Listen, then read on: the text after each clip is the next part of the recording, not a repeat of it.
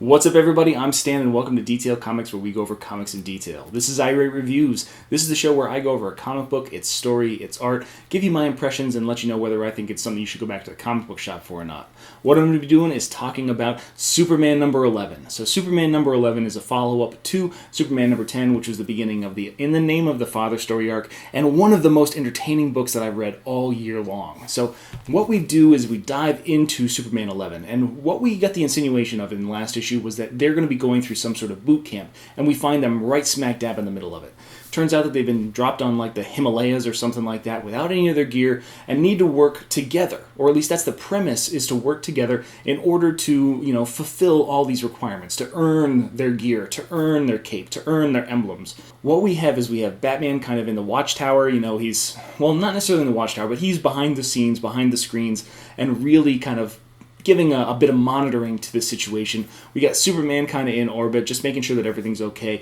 And there's a few accomplices that come from Damian's own team. So as they're kind of going around the mountain, they find their gear, nobody comes in, starts to interfere, and ultimately saves the day, which is really great. They're giving her a couple of good hero moments, which is pretty awesome. We also see Goliath kind of interact with the teens, so that's pretty cool too, because ultimately he's just like this big puppy dog that just looks like a giant man baddie kind of thing, but ultimately what it comes down to is that he's just like a puppy. He's, it's just like, I'll go play fetch, loves his food, those kind of things. And I thought that was really endearing. It showed some resourcefulness on Jonathan's part, as well as it showed a little bit of the arrogance that Damian has, and ultimately it's a really awesome kind of panel as they explode out of this train car. And I swear to God, man, I had some Indiana Jones and the Last Crusade moments when they hopped on the bike with the sidecar. It's just like, first off, Damian is totally not old enough to drive that thing. And second, where are your helmets, kids?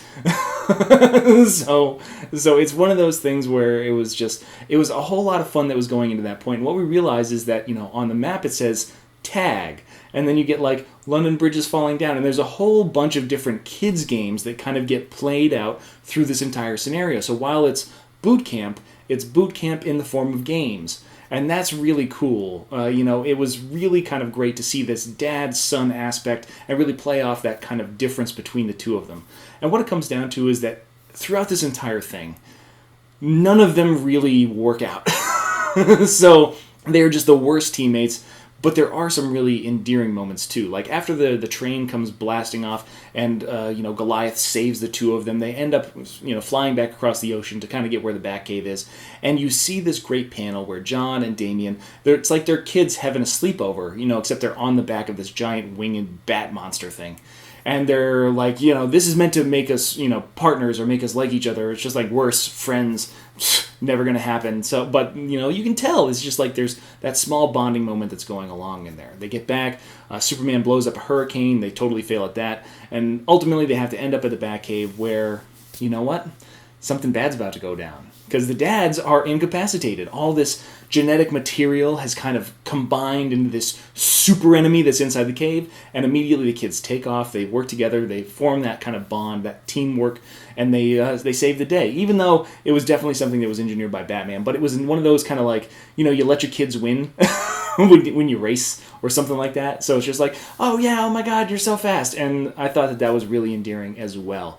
The funniest thing is that, we get this moment after the fact where Superman and Batman, they're Bruce and they're Clark. They're just sitting there, they're waiting for the kids to chop down these trees. One giant one for a Gallo, one small one for the Clark household. And he invites him to come to dinner.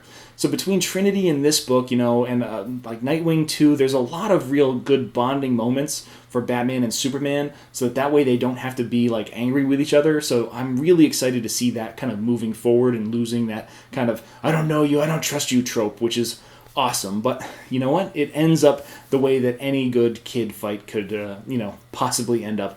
And that is with things on fire and possibly trying to kill each other. So this is another great success. Patrick Gleason and Mick Gray do a great job on the overall art. Peter J. Tomasi does a phenomenal job on the story. And Superman continues to be one of the best books that's coming out of DC Rebirth. So definitely a recommended pickup. If you didn't pick up number 10, go grab them both. If you haven't been picking up Superman in general, it's definitely one of the books that you should be checking out, whether you're a Superman fan or not. You've got to give it a try, pick up the flavor, and see if it's something you can connect with. Definitely a recommendation of me and a lot of people out there. So that's my review of Superman number 11, but I want to know what you guys thought too, so hit me up in the comments down below and we can have that conversation. As always, if you like what you see, hit the like button. Don't forget to subscribe right there to get more news, reviews, and commentary on comic books, comic book movies, comic book TV shows and games, and anything and everything inside the world of comics.